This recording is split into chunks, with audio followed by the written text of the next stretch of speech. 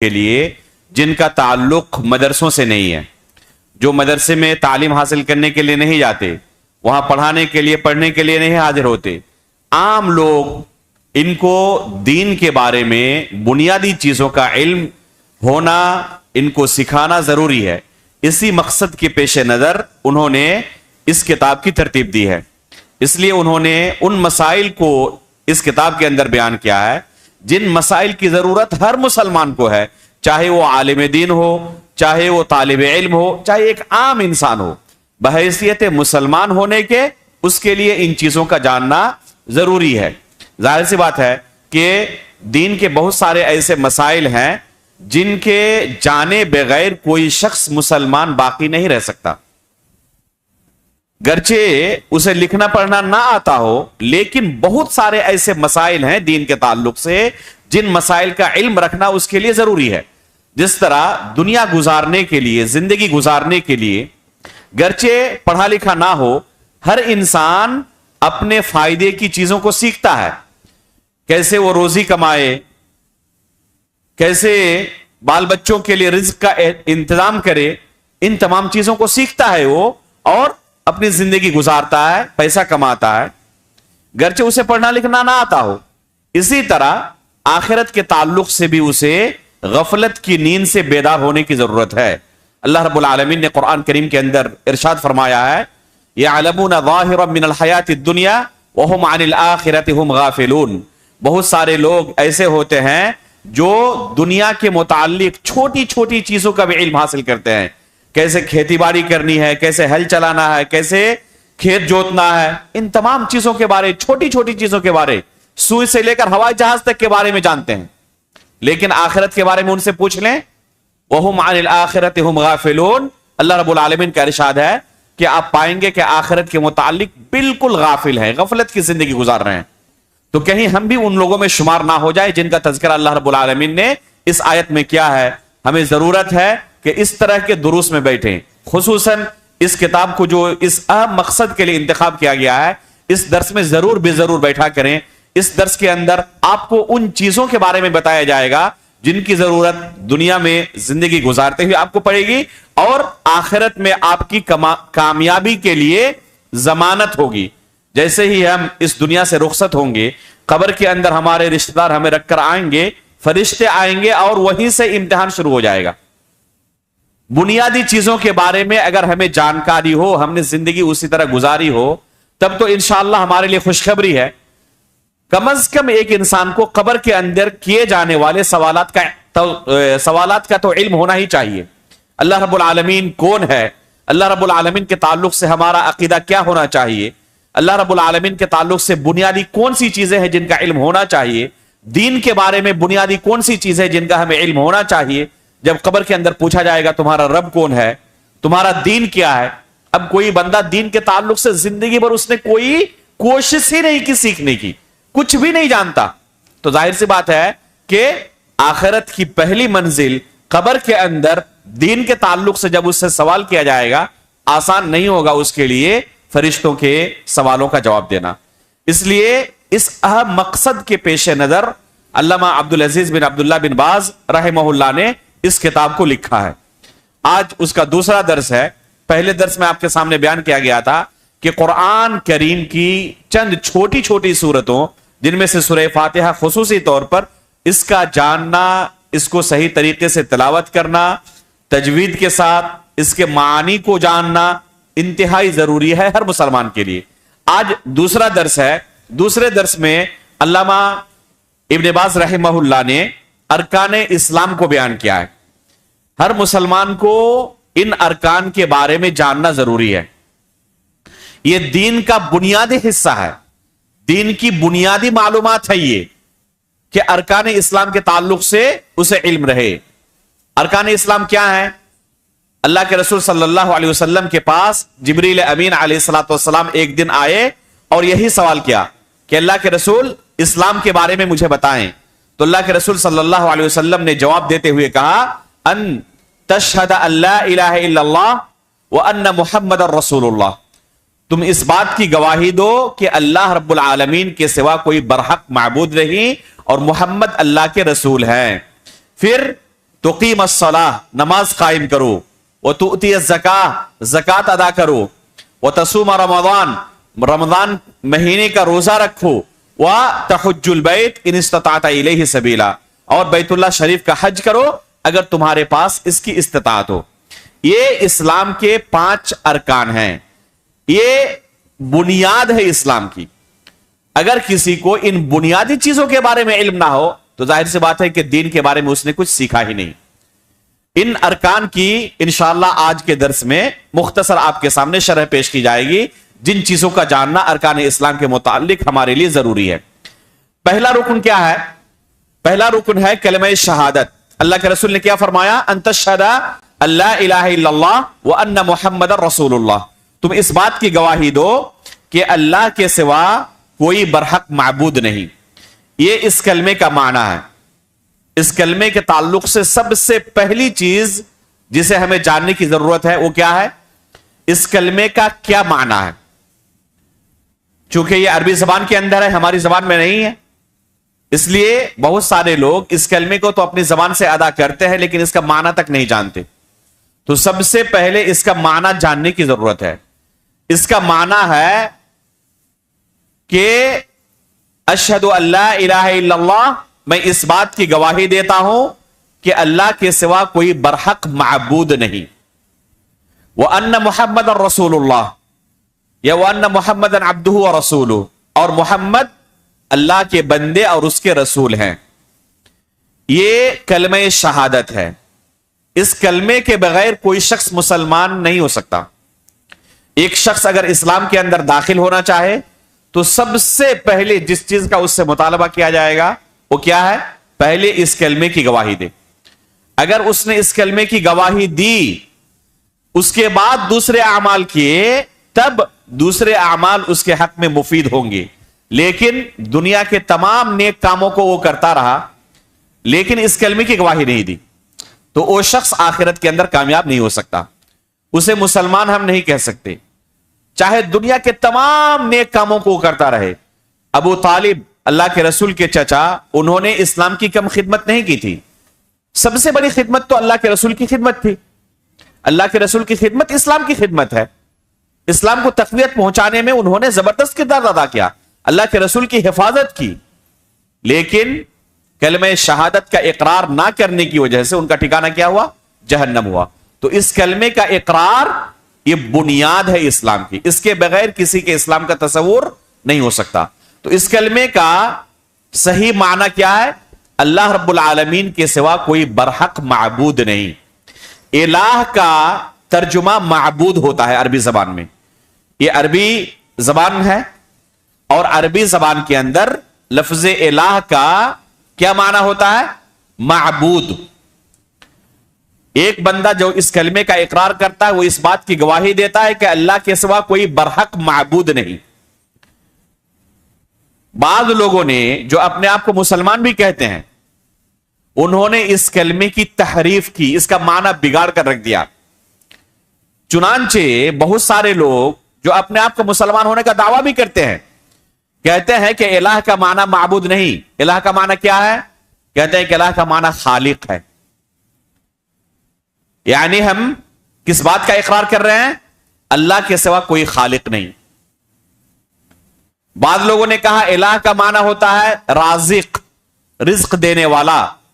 यानी हम किस बात का इकरार करें कि अल्लाह के सिवा कोई रिज्क देने वाला नहीं। बाद लोगों ने कहा कि इसका माना क्या है? इसका माना है अल-कादिर अलल इख्तिरा, जिस चीज का पहले वजूद नहीं था उसको वजूद में लाने वाला। तो हम इस बात का इकरार करें कि अल्लाह रब्बुल आलमीन ने, हमारा वजूद नहीं था, इस दुनिया का वजूद नहीं था, वजूद में लाने वाला है।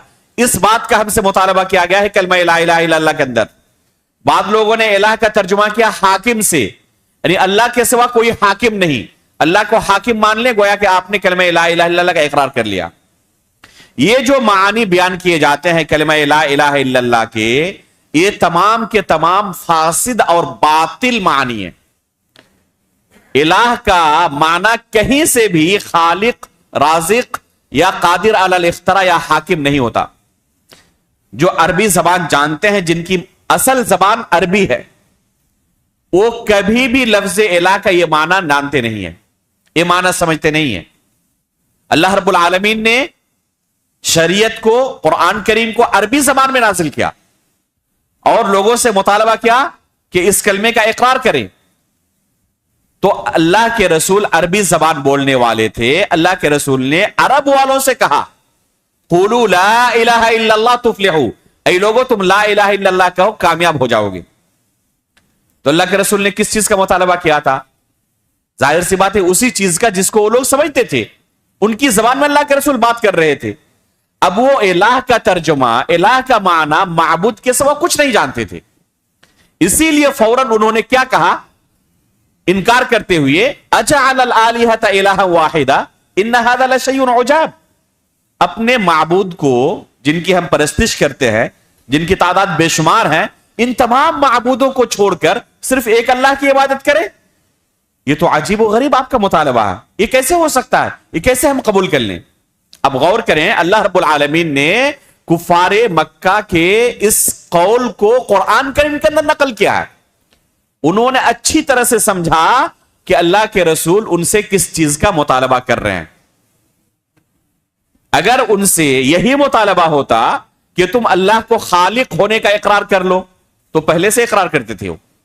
خود قرآن کریم کے اندر اللہ نے بیان کیا ہے کہ اگر تم ان سے پوچھو گے کہ خالق کون ہے تو کہیں گے لا یقولن اللہ، وہ کہیں گے کہ اللہ رب العالمین خالق ہے، اللہ کے سوا کوئی خالق نہیں، وہ خود مانتے تھے۔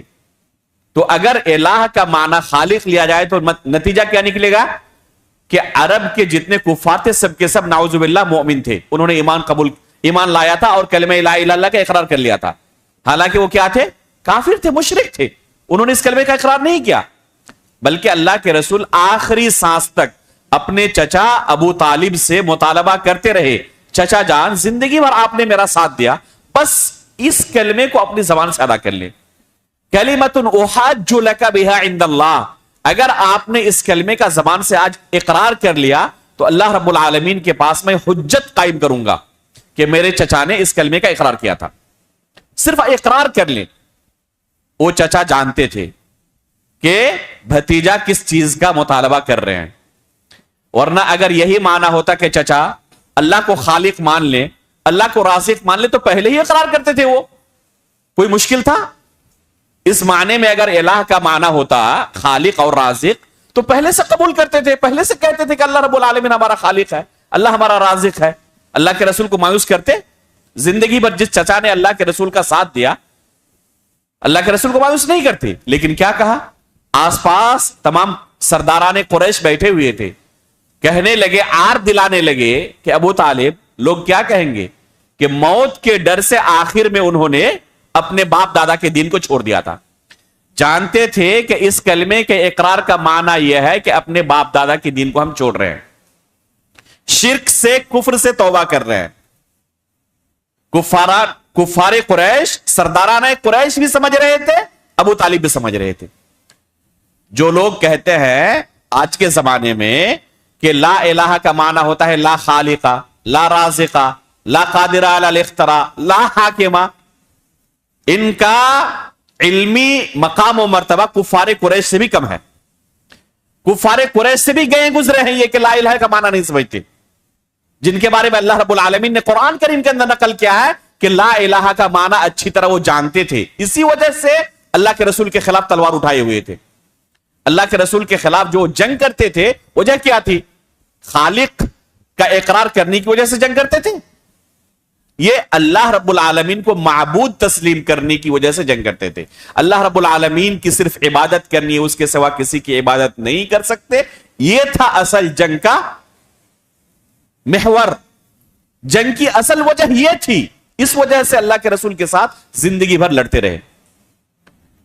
اور لوگ آج کیا کہتے ہیں کہ لا الہ کا معنی یہ ہے کہ لا خالق، لا رازق، لا حاکم۔ ابھی 2-4 دن پہلے میں نے اپنی فیس بک وال پر ایک ویڈیو شیئر کی ہے، ایک صاحب ببانگ دوہل کہہ رہے ہیں کہ الہ کا معنی حاکم ہے، یعنی اللہ رب العالمین کو حاکم تسلیم کرنے کا مطالبہ کیا گیا ہے کہ اللہ کو ہم حاکم تسلیم کر لیں، اللہ کی صرف حکومت چلے گی۔ حقیقت میں یہ نعرہ کہاں سے آیا جانتے ہیں؟ میں نے تفصیل کے ساتھ ایک مضمون میں اسے لکھا ہے. اللہ رب العالمین کا ارشاد ہے قرآن کریم کے اندر وَمَن لَّمْ يَحْكُمْ بِمَا أَنزَلَ اللَّهُ فَأُولَٰئِكَ هُمُ الْكَافِرُونَ. یہ قرآن کریم کی آیت ہے کہ جو اللہ رب العالمین کے نازل کردہ قانون اور شریعت کے مطابق فیصلہ نہیں کرتا تو وہ کافر ہیں. ٹھیک ہے، یہ قرآن کی آیت ہے. علماء نے تفصیل کے ساتھ بیان کیا ہے کہ خوارج نے اسی آیت پر اپنے مذہب کی بنیاد رکھی تھی. کیا؟ کہ جو اللہ رب العالمین کے نازل کردہ قانون کے مطابق فیصلہ نہ کرے وہ کافر ہے. چنانچہ مسلم حکمرانوں کے خلاف انہوں نے تلواریں اٹھا لی کہ یہ شریعت کے مطابق فیصلہ نہیں کرتے، ملک نہیں چلا رہے ہیں، اس لیے سب کے سب کافر ہیں. پوری رعایا اس کو اپنا حاکم تسلیم کرتی ہے، اس وجہ سے یہ بھی کافر ہیں. اور جب سب کافر ہیں تو گویا کہ مرتد ہوئے، اس لیے ان کا خون حلال ہے. چنانچہ کیا کیا انہوں نے؟ اس طرح قتل و غارت گری اور خونریزی کا سلسلہ شروع کر دیا، اور کلمہ لا الہ الا اللہ کا اقرار کرنے والے، نماز روزہ کا اہتمام کرنے والے، ان کے خون سے اپنے ہاتھوں کو انہوں نے رنگا اور مسلمانوں کی قتل و غارت گری شروع کر دی. یہ اصل یہاں سے نکلا ہوا فکرہ ہے.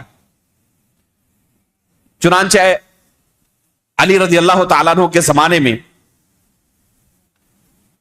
ان کا جب خروج ہوا اور انہوں نے قرآن کریم کو لے کر لا حکم الا للہ کہنا شروع کر دیا، تو کیا کہا تھا صحابہ اکرام نے؟ کلمۃ حق ارید بها الباطل. یہ کلمہ تو برحق ہے کہ اللہ رب العالمین کے حکم کے علاوہ کوئی دوسرا حکم نہیں چلے گا، اس کے قانون کے علاوہ کوئی دوسرا قانون نہیں چلے گا، لیکن حقیقت میں ان کا ارادہ کیا ہے؟ باطل ہے. یہ اللہ رب العالمین نے جو پہلی بات نازل کیا ہے وَمَن لَّمْ يَحْكُم بِمَا أَنزَلَ اللَّهُ فَأُولَٰئِكَ هُمُ الْكَافِرُونَ، کہ اللہ رب العالمین کے قانون کے مطابق کوئی فیصلہ نہ کرے تو وہ کافر ہے. یہ صرف حاکم وقت کے لیے کہا یا ہر ایک کے لیے کہا؟ یہ عام آیت ہے، اس میں ہر کوئی شامل ہے. اس کا نتیجہ کیا نکلے گا کہ ہر کوئی اپنے نفس کے بارے میں دیکھے کہ کیا اللہ رب العالمین کے قانون کے مطابق، شریعت کے مطابق وہ چل رہا.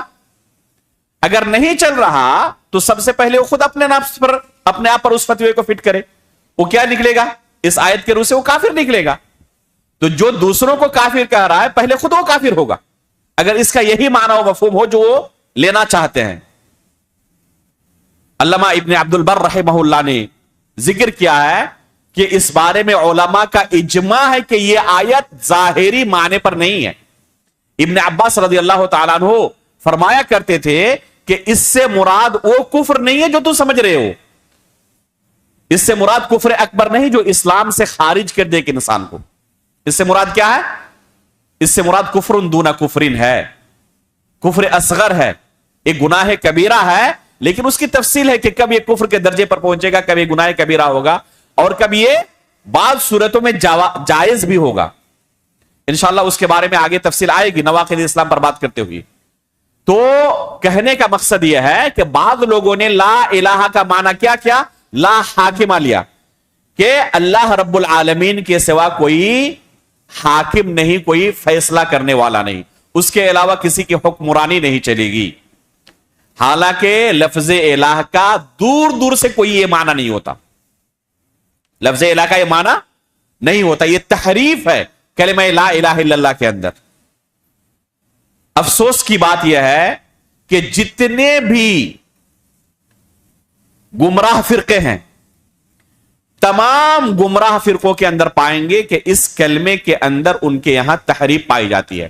اس کلمے کا جو برحق معنی ہے، صحیح معنی ہے، جسے صحابہ، تابعین، تبع تابعین نے سمجھا ہے، اس معنی کو قبول نہیں کرتے. صحیح معنی کیا ہے؟ صحیح معنی ہے کہ اللہ کے سوا کوئی برحق معبود نہیں، بس یہ اس کا صحیح معنی ہے. اس کے علاوہ کوئی دوسرا اس کا صحیح معنی نہیں ہے. جو بھی معانی اس کے علاوہ بیان کیے جاتے ہیں سب کے سب باطل معانی ہیں. تو پہلے اس کے معنی و مفہوم کو جاننے کی ضرورت ہے، اور پھر اس کے تقاضوں کو پورا کرنا ضروری ہے، ان کے شروط کو پورا کرنا ضروری ہے، جنہیں علامہ ابن باز رحمہ اللہ نے آگے ذکر کیا ہے. تو یہ ہے اس کلمے کا پہلا جز، اشہد ان لا الہ الا اللہ. دوسرا جز کیا ہے؟ واشہد ان محمدن अब्दुहु व रसूलुहु, इस बात की गवाही देता हूं कि मोहम्मद अल्लाह के बंदे और उसके रसूल हैं। खुद इस कलमे के अंदर दो चीजों के बारे में अल्लाह के रसूल के मुतालिक आप इकरार कर रहे हैं। पहली चीज क्या है कि मोहम्मद रसूलुल्लाह सल्लल्लाहु अलैहि वसल्लम अल्लाह के बंदे हैं। अगर कोई अल्लाह के रसूल को अल्लाह का बंदा तस्लीम ना करे, कहे कि कोई दूसरी मखलूक थे, नूर से पैदा किए गए थे, इंसान नहीं थे, तो गोया कि इस कलमे के तकाजे को उसने पूरा नहीं किया। इस कलमे का माना ही उन्होंने बिगाड़ कर रख दिया। जबान से इकरार कर रहा है वह अशहदु अन्ना मुहम्मदन अब्दुहु, लेकिन हकीकत में मान नहीं रहा है कि अल्लाह के रसूल बंदे थे। अल्लाह के रसूल को इंसान ही तस्लीम नहीं करते। तो ये इस कलमे का बुनियादी तकाजा है कि अल्लाह के रसूल को क्या माना जाए? अल्लाह के रसूल सल्लल्लाहु अलैहि वसल्लम को अल्लाह का बंदा माना जाए। उसके बाद दूसरा तकाजा यह है कि अल्लाह के रसूल को सच्चा रसूल तस्लीम किया जाए। आपकी रिसालत में जर्रा बराबर भी शको शुबे की गुंजाइश नहीं है। अगर कोई आपकी रिसालत के बारे में शको शुबे की गुंजाइश निकालता है, कहता है कि हो सकता है कि गलती से आपको रिसालत मिल गई हो, हकीकत में जिब्रील अलैहिस्सलातु वस्सलाम को अल्लाह रब्बुल आलमीन ने अली रज़ी अल्लाह तआला अन्हु को रिसालत देने के लिए भेजा था, गलती से मुहम्मदुर रसूलुल्लाह को जिब्रील अमीन अलैहिस्सलातु वस्सलाम ने ये रिसालत दे दी। नऊज़ु बिल्लाहि मिन ज़ालिक। अगर कोई ये अकीदा रखे तो क्या हो जाएगा? वो काफिर हो जाएगा, मुसलमान नहीं रहेगा। उसने कलिमा ला इलाहा इल्लल्लाह का इकरार नहीं किया। ये कलिमा दो अज्जा पर मुश्तमिल है। पहला जुज़ है ला इलाहा इल्लल्लाह और दूसरा जुज़ है मुहम्मदुर रसूलुल्लाह। अल्लाह के रसूल को रसूल तस्लीम करना दीन का बुनियादी हिस्सा है।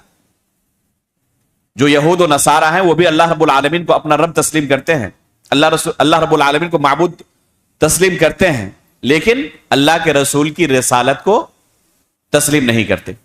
इस वजह से क्या है, वो मुसलमान है या काफिर है? काफिर है, वो मुसलमान नहीं है। वजह क्या है? क्योंकि अल्लाह के रसूल की रिसालत को तस्लीम नहीं करते। चुनांचे अगर कोई शख्स अल्लाह के रसूल की रिसालत को तस्लीम ना करे तो वो शख्स कामयाब हो सकता है, जन्नत जा सकता है। बाद लोग शरीयत की बुनियाद से वाकिफ ना होने की वजह से, उलमाए रासिखीन के पास इल्म ना हासिल करने की वजह से, सलफ़े सालिहीन के मनहज से वाकिफ ना होने की वजह से, अक्लो क़ियास से शरीयत को समझने की वजह से क्या कहते हैं कि अगर कोई अल्लाह रब्बुल आलमीन को अपना रब तस्लीम कर लेता है, माबूद तस्लीम कर लेता है, लेकिन अल्लाह के रसूल की रिसालत को तस्लीम नहीं करता, तो उसके भी जन्नत जाने के चांसेस हैं। कितने हैं? फिर कहते हैं 0.000001। इतना भी चांस नहीं है। वो मुसलमान नहीं, वो काफिर है। और अल्लाह रब्बुल आलमीन ने काफिरों पर जन्नत को हराम करार दिया है। जन्नत सिर्फ मुसलमानों के लिए है। उसने इस कलमे को इकरार ही नहीं किया, उसका माना ही नहीं।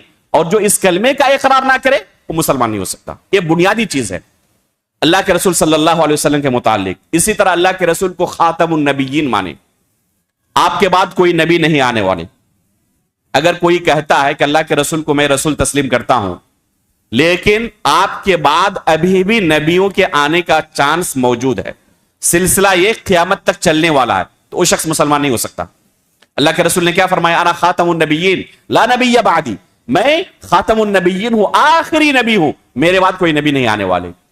तो अगर अल्लाह के रसूल के खत्मे नबूवत का वो इकरार नहीं करता तो वो शख्स मुसलमान नहीं हो सकता। है ना, बहुत सारे लोग जो अपने आप को मुसलमान कहते हैं, वो अल्लाह के रसूल के अलावा दूसरों को भी आपके बाद नबी तस्लीम करते हैं। ऐसे लोग मुसलमान हो सकते हैं? ऐसे लोग मुसलमान नहीं हो सकते। चुनांचे बर्र सगीर के अंदर बहुत सारे लोग ऐसे पाए जाते हैं जो मिर्जा गुलाम अहमद कादियानी को क्या करते हैं? नबी तस्लीम करते हैं। ऐसे लोग मुसलमान नहीं हो सकते। अल्लाह के रसूल सल्लल्लाहु अलैहि वसल्लम के हुकूक जो हैं, उन हुकूक को जानना और उन हुकूक के मुताबिक अपना अकीदा रखना, इन हुकूक को अदा करना हर मुसलमान के लिए जरूरी है। कब्र के अंदर तीसरा सवाल क्या किया जाएगा? जी बताएं, कब्र के अंदर तीसरा सवाल क्या किया जाएगा?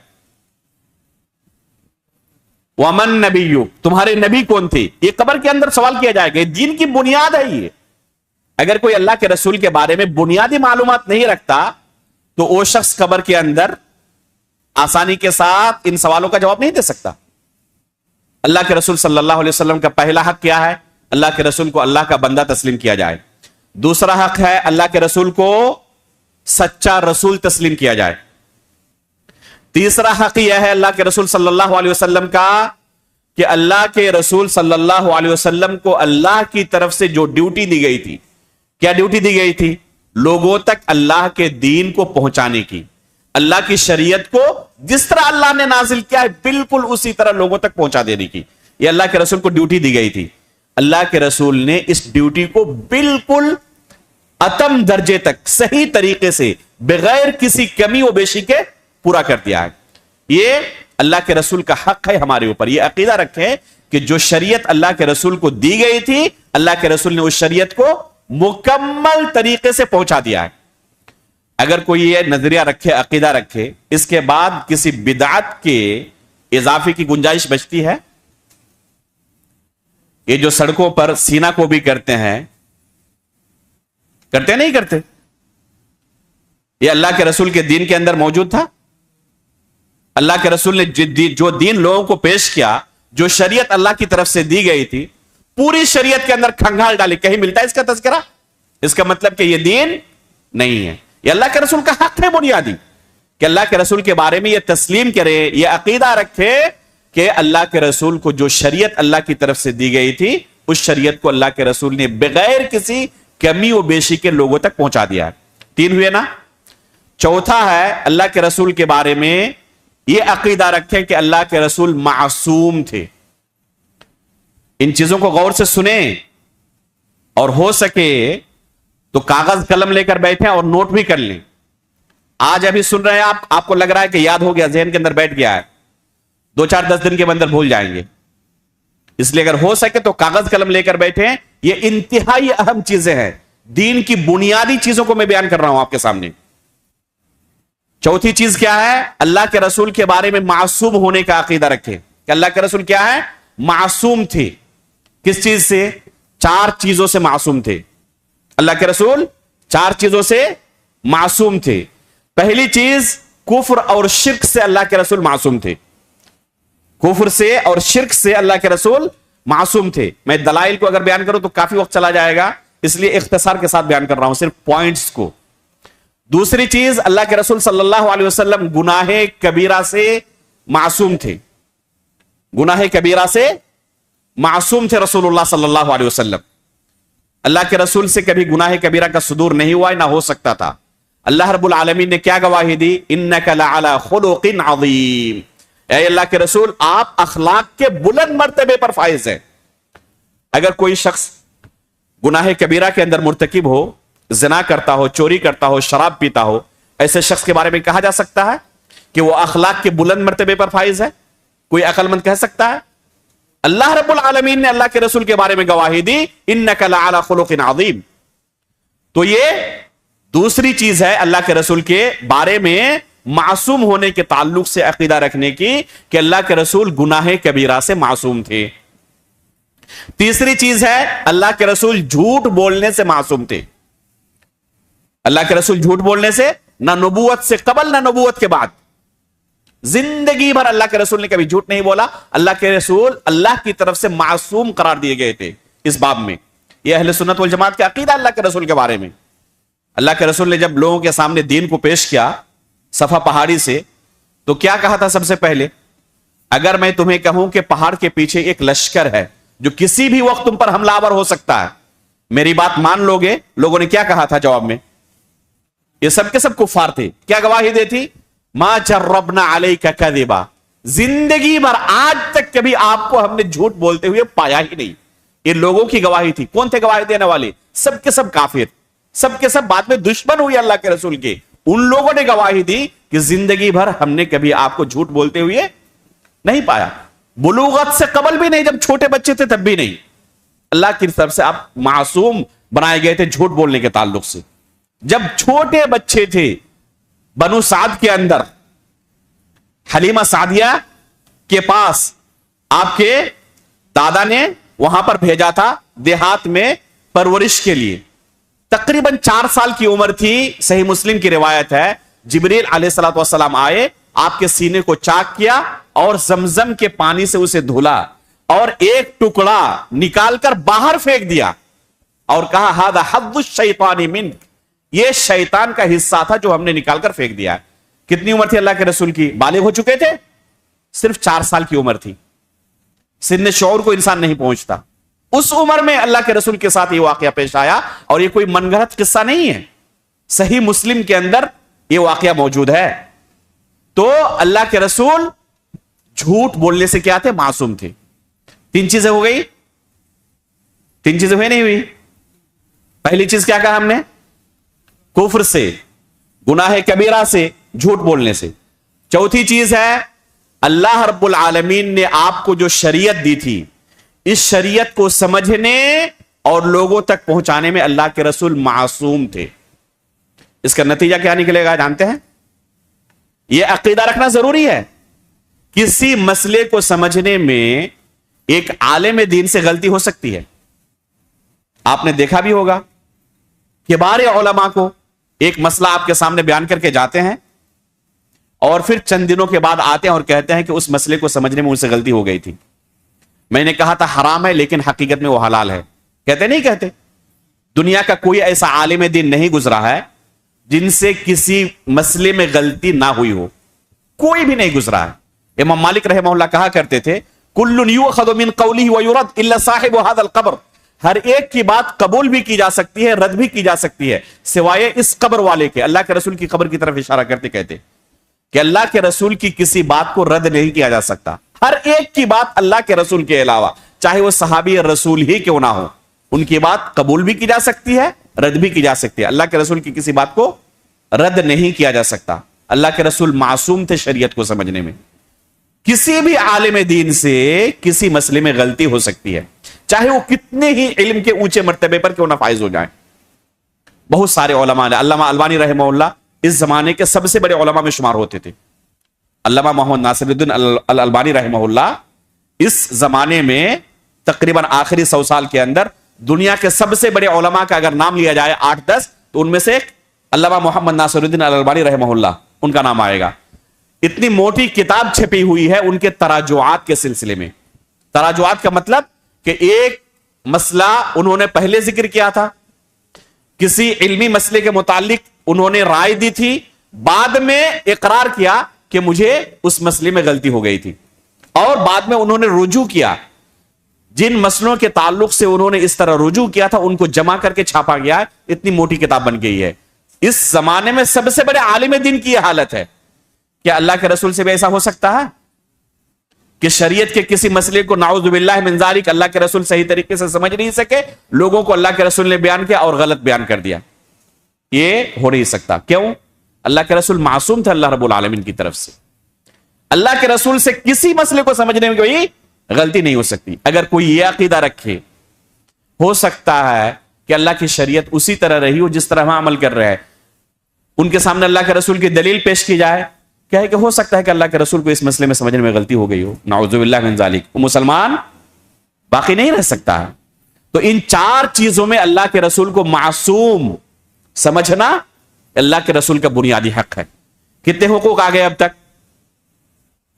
اللہ کے رسول کو بندہ سمجھنا، سچا رسول سمجھنا، اللہ کی شریعت کو بغیر کسی کمی بیشی کے لوگوں تک پہنچا دیا ہے یہ. اور چوتھی چیز کیا ہے؟ معصوم سمجھنا. اور معصوم کے اندر ہم نے ذکر کیا کہ 4 چیزوں میں معصوم تھے. یہ 4 حقوق ہوئے. 5واں حق ہے اللہ کے رسول صلی اللہ علیہ وسلم کا کہ اللہ کے رسول سے محبت کی جائے. یہ اللہ کے رسول کا حق ہے، اللہ کے رسول سے محبت کی جائے. بغیر اللہ کے رسول کی محبت کے کوئی شخص مومن نہیں ہو سکتا. سب سے زیادہ اللہ کے رسول سے محبت ضروری ہے، اپنے نفس سے بھی زیادہ، اپنے والدین سے زیادہ، اپنے بال بچوں سے زیادہ، دنیا کے تمام لوگوں سے زیادہ، یہاں تک کہ اپنے نفس سے بھی زیادہ اللہ کے رسول سے محبت ہونی چاہیے. اللہ کے رسول سے محبت ہونے کا کیا معنی ہے؟ صرف زبانی دعویٰ اور حلوے پوری کھانا اللہ کے رسول کی تاریخ پیدائش پر یہ محبت کی دلیل ہے؟ اللہ کے رسول سے محبت کیسے کی جاتی ہے یہ صحابہ اکرام کو دیکھنے کی ضرورت ہے کہ کیسے انہوں نے اللہ کے رسول سے محبت کی تھی. سچی محبت سیکھنی ہو اللہ کے رسول سے کیسے کی جاتی ہے تو صحابہ اکرام کی سیرت پڑھیں. انہوں نے جب بھی ضرورت پڑی، جان کی قربانی دینی ہو حاضر رہتے تھے، مال کی قربانی دینی ہو حاضر رہتے تھے، اللہ کے رسول نے کوئی بات کہی، عقل میں آئے یا نہ آئے، اس پر عمل کرنے کے لیے تیار رہتے تھے. یہ ہے محبت کی دلیل.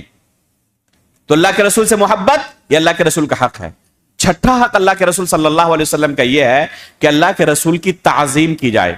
تعظیم یہ محبت سے اعلیٰ درجہ ہے. تعظیم کیا ہے؟ محبت سے اعلیٰ درجہ ہے. تعظیم کا معنی سمجھنا ہو تو عمر فاروق رضی اللہ تعالیٰ عنہ کا وہ واقعہ یاد کریں. مسجد رسول کے اندر، مسجد نبوی کے اندر دو لوگ اونچی آواز میں بات کر رہے تھے. عمر فاروق رضی اللہ تعالیٰ عنہ نے دونوں کو بلایا، بہت ناراض تھے. یہ ہے دینی غیرت. اللہ کے رسول کی محبت جس کے دل میں ہوگی، اللہ کے رسول کی عظمت جس کے دل میں ہوگی، ان کا رویہ اسی طرح ہوگا. برداشت نہیں کر پائے گا وہ. دونوں کو بلایا عمر فاروق رضی اللہ تعالیٰ عنہ نے. کہا کہ تمہارا گھر کہاں ہے، کہاں سے تعلق رکھتے ہو؟ انہوں نے کہا کہ ہم طائف سے آئے ہوئے ہیں، مدینہ کے نہیں تھے. آج کے زمانے میں بھی راستے ہموار ہونے کے بعد بھی طائف تقریباً مدینے سے 600 کلومیٹر دور ہے. لمبی مسافت ہے طائف. مدینے کے نہیں تھے. جب انہوں نے کہا ہم طائف سے آئے ہوئے ہیں تو عمر فاروق رضی اللہ تعالیٰ عنہ نے کہا کہ اگر تم مدینے کے ہوتے تم بچ گئے. اگر تم مدینے کو ہوتے تو ایسی سزا دیتا تمہیں کہ ہمیشہ یاد رکھتے. اللہ کے رسول کی مسجد میں ہوتے ہوئے تم اونچی آواز میں بات کر رہے ہو. یہ اللہ کے رسول کی وفات کے بعد کی بات ہے، اللہ کے رسول کی زندگی میں نہیں. اللہ کے رسول کی مسجد میں تم موجود ہو اور اونچی آواز میں بات کر رہے ہو. یہ ہے اللہ کے رسول کی تعظیم. امام مالک رحمہ اللہ جب نکلتے طلبہ علم کو پڑھانے کے لیے مسجد رسول کے اندر تو انتہائی بن سور کر، خوشبو لگا کر، سب سے افضل کپڑے کو پہن کر، زیب تن کر کے نکلتے تھے. کہنے والے نے کہا کہ آپ کے پاس بڑے بڑے مہمان آتے ہیں، بڑے بڑے رئیس آتے ہیں، بڑے بڑے مالدار اور وزراء آتے ہیں، آپ اس طرح اہتمام نہیں کرتے. اور ان فقیر طلبہ کے لیے جو مسجد میں بیٹھے ہوئے سب فقیر ہیں، اور عموماً دین کا علم سیکھنے والے ایسے ہی لوگ ہوتے ہیں. ان فقیر طلبہ کے لیے اس طرح اہتمام اور بڑے بڑے لوگوں کے لیے آپ اس طرح اہتمام نہیں کرتے. آخر کیا وجہ ہے؟ تو کیا کہا تھا؟ وبجلوا حدیث رسول اللہ صلی اللہ علیہ وسلم. یہ ان طلبہ کے لیے نہیں، اللہ کے رسول کی حدیث کی تعظیم کے لیے میں اس طرح کر رہا ہوں. میں بھی اللہ کے رسول کی حدیث پڑھنے والا ہوں. سلف صالحین کے قصے پڑھے آپ دنگ رہ جائیں گے. جب اللہ کے رسول کی حدیث پڑھتے زاروں قطار روتے اللہ کے رسول کا نام سن کر. ان کی آوازیں بن جاتی تھی اللہ کے رسول کی حدیث کی مجلس میں ہوتے الگ ہی کیفیت ہوتی. میں نے خود ایک لمبی مدت تک علامہ عبد المحسن العباد حفظہ اللہ ومتعہ بالصحت والعافیہ، جو کہ اس وقت شاید کہ پوری دنیا میں علم حدیث کے سب سے بڑے عالم دین ہیں، مدینہ طیبہ کے مسجد نبوی کے لمبی مدت تک مدرس رہے ہیں. بخاری، مسلم، ابو داؤد، ترمذی، نسائی، ابن ماجہ، تمام کتابوں کو انہوں نے مسجد نبوی کے اندر پڑھایا اور الحمدللہ ریکارڈنگ بھی ہو چکی ہے سب کی. شیخ عباد کے درس میں اللہ کے فضل و کرم سے کئی سال تک بیٹھنے کا موقع ملا. وہی شیخ جب اپنے بال بچوں کے درمیان ہوتے ہیں، باہر ہوتے ہیں درس کے، ہنستے کھیلتے ہیں، لیکن جیسے بیٹھ گئے درس کے اندر حدیث کا پڑھنا شروع ہوا، عجیب و غریب ان کی کیفیت ہوتی. ہم نے کبھی ان کو کھلکھلا کر درس میں ہنستے ہوئے نہیں دیکھا. کبھی کسی نے کہا بھی تو جواب ہوتا کہ اللہ کے رسول کی حدیث کے سامنے اس طرح کرے ہم. اور آج کیا حالت ہوتی ہے؟ اللہ کے رسول کی حدیث پیش کی جاتی لوگوں کے سامنے اور اس کو ٹکرا دیتے ہیں، عمل نہیں کرتے. اللہ کے رسول کی تعظیم ہے. تعظیم کے باب میں 3 طرح کے لوگوں کو پائیں گے آج معاشرے کے اندر. تعظیم کے باب میں 3 طرح کے لوگ پائیں گے معاشرے کے اندر آپ. کچھ لوگ انتہائی غلو کرنے والے، یہاں تک کہ اللہ کے رسول کو غلو کرتے ہوئے کہاں تک پہنچا دیتے ہیں؟ اللہ رب العالمین کے مقام و مرتبے تک. اللہ کے رسول کے تعلق سے ایسے ایسے عقائد رکھتے ہیں جو صرف اور صرف اللہ تعالیٰ کے لیے رکھنے کی اجازت ہے. اللہ کے رسول کو عالم الغیب مانتے ہیں، اللہ کے رسول سے فریاد رسی کرتے ہیں، اللہ کے رسول صلی اللہ علیہ وسلم سے مصیبت کے وقت کیا کرتے ہیں؟ حاجت روائی کرتے ہیں. یہ کن کا خاصہ ہے؟ اللہ رب العالمین کا خاصہ ہے. تو کچھ لوگ مبالغہ اور غلو کرتے ہوئے اللہ کے مقام تک پہنچا دیتے ہیں. ہے یا نہیں معاشرے کے اندر ایسے لوگ؟ تو تعظیم کے اندر مبالغہ کرنے والے، اور کچھ لوگ ایسے ہیں جو اللہ کے رسول کی توہین کرنے والے ہیں، تعظیم نہیں کرتے. اللہ کے رسول کی حدیث پیش کی جاتی ان کے سامنے، کہتے ہیں کہ اللہ کے رسول کی حدیث ہے نا، حدیث رسول ہے، ہمارے لیے قرآن کافی ہے، قرآن بس دلیل ہے، شریعت ہے، ہم حدیث کو دلیل نہیں مانتے، حجت نہیں مانتے۔ یہ مسلمانوں کی بات کر رہا ہوں جو اپنے آپ کو مسلمان کہتے ہیں، مفکر کہتے ہیں، لمبی تعداد ہے ان لوگوں کی۔ ابھی میں نے چند مہینے پہلے ایک مضمون لکھا ہے، انکار سنت کی نئی شکلیں، اس مضمون کو پڑھیں اور نام ان لوگوں کا دیکھیں۔ آپ کے بر صغیر کے اندر، انڈیا پاکستان کے اندر کون لوگ ہیں جو حدیث رسول کا انکار کرتے ہیں؟ یا تو کھلے طور پر یا اشارے کنایے میں یا کم از کم استخفاف کرتے ہیں۔ تو کچھ لوگ ایسے ہوتے ہیں، حدیث رسول ان کے سامنے پیش کی جائے، حدیث رسول کی تعظیم نہیں ہوتی ہے۔ اور تیسرے لوگ کون ہیں؟ اہل سنت والجماعت، جو کہ حقیقت میں سلف صالحین کا طریقہ تھا۔ تو سلف صالحین کے طریقے پر ہمیں چلنے کی ضرورت ہے۔ یہ اللہ کے رسول کا حق ہے کہ اللہ کے رسول کی تعظیم کی جائے۔ اسی طرح اللہ کے رسول کا ایک حق کیا ہے؟ اللہ کے رسول کا حق ہے کہ اللہ کے رسول کی اطاعت کی جائے، اللہ کے رسول کی اطاعت کی جائے۔ وما آتاکم الرسول فخذوہ وما نہاکم عنہ فانتہوا۔ اللہ کے رسول جس چیز کا حکم دے اسے لے لو، اور جس چیز سے روکے اس سے رک جاؤ۔ اللہ کے رسول کی اطاعت کرنا اللہ کے رسول کا بنیادی حق ہے۔ اسی طرح آپ کے صحابہ سے محبت کرنا اللہ کے رسول صلی اللہ علیہ وسلم کا ایک حق ہے۔ اللہ کے رسول کی محبت جن کے ساتھ تھی ان کے ساتھ محبت کرنا، اور اللہ کے رسول کی نفرت جن کے ساتھ تھی، جن کے ساتھ دشمنی تھی، ان کے ساتھ دشمنی رکھنا، یہ اللہ کے رسول کا ایک حق ہے۔ تو اللہ کے رسول کے ان حقوق کو جاننا اور پورا کرنا کیا ہے؟ ضروری ہے۔ اگر اس طریقے سے ہم نے کلمہ شہادت کو سمجھا اور کلمہ شہادت کو اس طریقے سے اپنی عملی زندگی کے اندر نافذ کیا، اللہ رب العالمین کے تعلق سے ہو یا رسول اللہ صلی اللہ علیہ وسلم کے تعلق سے ہو، اشہد ان لا الہ الا اللہ واشہد ان محمدن عبدہ ورسولہ، اس کا یہ معنی ہے اور اس کے یہ تقاضے ہیں۔ اگر کوئی شخص اس چیز کو جانتا ہے، اس کے مطابق عقیدہ رکھتا ہے، تو بہت بڑی نعمت اس کے ساتھ ہے۔ وہ تصور نہیں کر سکتا کہ کتنی بڑی نعمت اللہ رب العالمین کو اسے ملی ہوئی ہے۔ قیامت کے دن ایک شخص کو ایسا لایا جائے گا جس نے زندگی بھر صرف گناہ ہی کیا ہوگا، اللہ رب العالمین اس کے سامنے گناہوں کے 99 رجسٹر پھیلا دے گا۔ ایک ایک رجسٹر کی حالت کیا ہوگی؟ جہاں تک نگاہ جائے وہاں تک ایک رجسٹر نظر آ رہا ہے۔ اس طرح کتنے رجسٹر ہیں گناہوں کے؟ 99 رجسٹر۔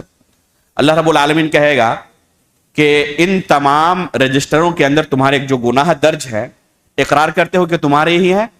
وہ کہے گا ہاں اللہ رب العالمین میں اقرار کرتا ہوں۔ اللہ رب العالمین پوچھے گا کہ فرشتوں نے لکھتے ہوئے کوئی ظلم تو تم پر نہیں کر دیا؟ وہ کہے نہیں اللہ رب العالمین انہوں نے کوئی ظلم نہیں کیا، یہ حقیقت میں میرے ہی گناہ ہیں، میں نے ہی ان گناہوں کا ارتکاب کیا تھا۔ پھر اللہ تعالیٰ کہے گا کیا کوئی تمہارے پاس نیکی بھی ہے؟ یہ تو گناہ کی بات ہوئی، اب نیکی؟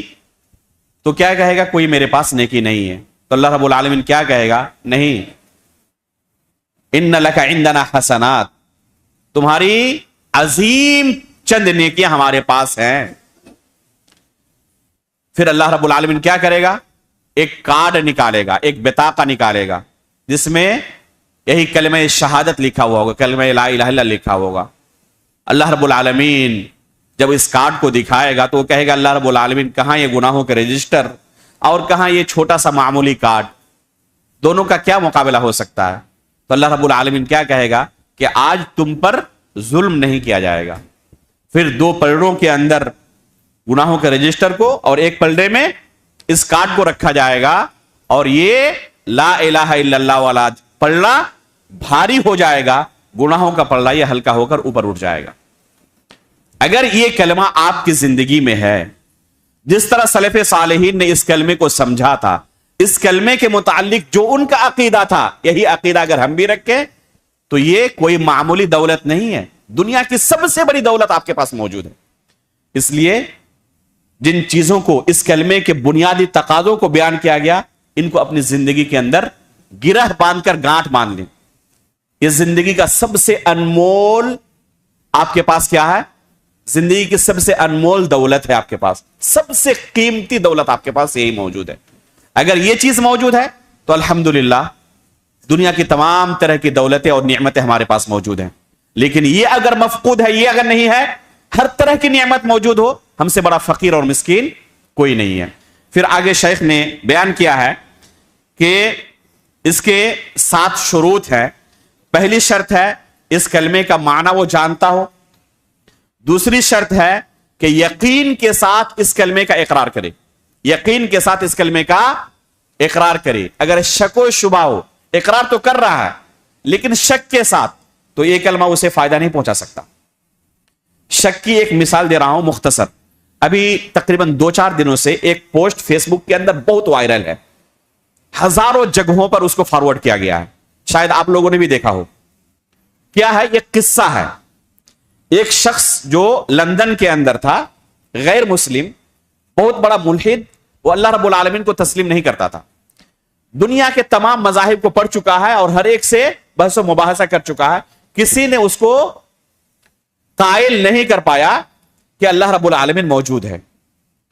وہ بیان کرتا ہے کہ ایک دن اس کے پاس ایک جاہل دودھ والا جو مسلمان تھا اس کے گھر میں آیا اور آتا تھا ہمیشہ. تو ایک دن اس کو پکڑ لیا، کہتے چلو کچھ بات چیت کرتے ہیں. انہوں نے کہا کہ یہ جو تم مسلمان لوگ اس طرح زندگی بھر اللہ رب العالمین کو مانتے ہو اور اس کی عبادت میں اپنی زندگی گزار دیتے ہو، مرنے کے بعد پتا چلے کہ اللہ رب العالمین نہیں ہے تو تمہاری کیا حالت ہوگی؟ تو اس جاہل نے، دودھ والے نے کیا کہا اس پروفیسر سے کہ اگر حقیقت میں، اگر آپ امکان کی ہی بات کر رہے ہیں تو ذرا اس پر بھی آپ کبھی سوچئے کہ اگر اللہ رب العالمین موجود رہے تو ہم دونوں میں سے کون کامیاب ہوگا؟ اگر موجود نہ رہے تو خسارہ اٹھانے والا ہم میں سے کون زیادہ ہوگا؟ اور موجود رہے تو خسارہ اٹھانے والا ہم میں سے کون زیادہ ہوگا؟ اس ایک جملے نے اس کی زندگی بدل دیا اور وہ اسلام قبول کر لیا. یہ قصہ بہت زیادہ وائرل ہے اور بہت زیادہ اس کو فیس بک کے اندر، واٹس ایپ کے اندر فارورڈ کیا جا رہا ہے کہ اس ایک جملے کی وجہ سے کہ اگر اللہ رب العالمین مرنے کے بعد موجود رہے اور اس کا سامنا کرنا ہوا اور حساب دینا ہوا تو پھر گاڑی پھنس جائے گی. اور اگر جو چیزیں بیان کی جاتی ہے جنت اور جہنم کی، تو ہمیں جہنم جانا پڑے گا. تو اگر جہنم جانا پڑے تو ظاہر سی بات ہے کہ خسارہ ہی خسارہ ہے. اور اگر یہ چیز سچ نہ بھی ہوئی تو کم از کم کوئی نقصان تو نہیں ہوگا نا. سچ نہ بھی ہوئی تو نقصان نہیں ہوگا، لیکن سچ اگر ہو گئی تو کتنا بڑا نقصان ہوگا. کہتے اس وجہ سے اس نے اسلام قبول کر لیا اور اس کو بہت زیادہ فارورڈ کیا جا رہا ہے. اب غور کریں کہ حقیقت میں کیا، اگر اسی نظریے سے اس نے اسلام قبول کیا ہے تو اس نے کلمہ لا الہ کا اقرار کیا ہے؟ وہ بندہ حقیقت میں کلمہ لا الہ کا اقرار نہیں کیا ہے. کلمہ لا الہ کے شروط میں سے ایک بنیادی شرط یہ ہے کہ یقین کے ساتھ اس کلمے کا اقرار کرے. اور اس کے یہاں ابھی شک ہے، اگر اللہ تعالیٰ موجود رہے تو معاملہ پھنس سکتا ہے، اس لیے چلو مان لیتے ہیں اور اسی طرح عمل کرتے ہیں. یہ یقین کے ساتھ عمل کرنا نہیں ہوا. یقین کے ساتھ عمل کرنا نہیں ہوا. یقین کے ساتھ عمل کرنا کسے کہتے ہیں؟ ایک صحابی اللہ کے رسول کو، صحیح بخاری کے اندر واقعہ ہے، پوچھتے ہیں جنگ کے احد کے اندر، اللہ کے رسول اگر میں مارا جاؤں تو میرا ٹھکانہ کیا ہوگا؟ اللہ کے رسول فرماتے ہیں جنت. فوراً کھجوروں کو پھینکتے ہیں اور جنگ کے اندر کود پڑتے ہیں اور شہید ہو جاتے ہیں. اب غور کریں کہ ذرہ برابر بھی اس صحابی کے دل میں شک ہوتا جنت کے بارے میں، اللہ رب العالمین کے بارے میں، اپنی جان دے سکتا تھا؟ ذرہ برابر بھی شک ہوتا، ہو سکتا ہے کہ 99% ملنے کی امید ہو، 1% جان نہیں دے سکتا تھا. اس قدر یقین ہونا چاہیے. تو یہ ایک ہے شک. میں نے شروط لا الہ کے متعلق اسی مسجد میں تفصیل کے ساتھ درس دیا ہے، جو میری کتاب ہے. یہ کتاب یہ دیکھیں، یہ کتاب میں پڑھا چکا ہوں، اس میں چھپنے سے پہلے ہی پڑھا چکا ہوں. بلکہ پہلی اگر کہا جائے تو اس مسجد کے جو ذمہ داران ہیں بڑے مبارک ہیں. اللہ رب العالمین آپ لوگوں کو نیکی کے اندر شریک کرے. اس موضوع پر مجھے درس دینے کے لیے کہا گیا تھا اس مسجد میں، اور پھر اسماعیل بھائی نے کہا کہ کوئی اگر کتاب رہے جس کو سامنے رکھیں پھر ہم پڑھیں. میں کہا ٹھیک ہے میں تیار کرتا ہوں. تو پہلے یہی خیال آیا تھا کہ اردو میں اس کو تیار کر کے دوں گا. بعد میں خیال آیا کہ اسے متن کی شکل دینی چاہیے، اور پھر میں نے اس کو، ایک سفر کے اندر تھا، ٹرین لیٹ تھی اور تقریباً 2 یا 3 دن تک ٹرین میں رہ گیا. تو آئی پیڈ تھا میرے پاس، میں نے لکھنا شروع کیا. اللہ کے فضل و کرم سے سفر ختم ہونے سے پہلے ایک کتاب تیار ہو گئی. یہ عربی زبان کے اندر ہے، اور اللہ کے فضل و کرم سے ابھی ہندوستان کے اندر مجھے نہیں لگتا کہ 2-4 ہزار سے کم لوگ ہوں گے جو اس کتاب کے حافظ نہ ہو. ابھی آج ہی یا گزشتہ کل ہی بنگال کے اندر جس میں 400-500 طلبہ ہیں، انہوں نے اس کتاب کو حفظ کر کے ابھی امتحان دیا ہے. تو یہ بہت ہی الحمدللہ لا الہ الا اللہ کے سلسلے میں علماء مشائخ اس کو پسند کر رہے ہیں. تو اس کتاب کی یہاں پر اس کتاب کا درس یہاں پر ہو چکا ہے اور تفصیل کے ساتھ ہم نے ان شروط کو بیان کیا ہے. تو ویڈیو سے آپ ان چیزوں کو تفصیل کے ساتھ سن لیں. ابھی تفصیل کی طرف اس لیے ہم نہیں جا رہے ہیں. تو ایک شرط ہے اخلاص کے ساتھ کہے، ایک شرط ہے سچائی کے ساتھ کہے، صدق دل سے کہے، ایک شرط ہے کہ اللہ کی محبت کے ساتھ کہے، نفرت کے ساتھ نہیں، ایک شرط ہے کہ سر تسلیم خم کر دے اللہ رب العالمین کے سامنے، یہ صفت اس کے اندر پائی جائے. اسی طرح اس کے اندر قبول کرنے کی صفت پائی جائے. اور ایک شرط بعض لوگوں نے ذکر کیا ہے کہ اللہ کے سوا جن چیزوں کی عبادت کی جاتی ہے ان کا انکار کرنے والا ہو. حالانکہ یہ رکن ہے لا الہ الا اللہ کا، شرط نہیں ہے. تو یہ کلمہ لا الہ الا اللہ کے شروط ہے. اور پھر کچھ چیزیں ایسی ہیں جن کی وجہ سے یہ کلمہ کیا ہوتا ہے، ٹوٹ جاتا ہے. کلمے کے نواقض ہیں، ایک انسان دائرہ اسلام سے خارج ہو جاتا ہے. انشاءاللہ یہ بھی انشاءاللہ آگے آپ کے سامنے آئے گا اور بیان کیا جائے گا. اللہ رب العالمین سے ہم دعا کرتے ہیں کہ اللہ رب العالمین دین کے ان بنیادی مسائل کو سیکھنے، سمجھنے، اپنے ذہن کے اندر ازبر کر لینے کی ہمیں توفیق عطا فرمائے. آخری سانس تک اللہ رب العالمین اہل سنت والجماعت کے عقیدے پر ہمیں باقی رکھے، ایمان کی حالت پر ہماری وفات ہو اور نبیین، صدیقین، شہداء و صالحین کے ساتھ ہمارا حشر ہو. آمین. تقبل رب العالمین وصلی اللہ علی نبینا محمد. سبحانک اللہم و بحمدک، اشہد ان لا الہ الا انت، استغفرک و اتوب الیک.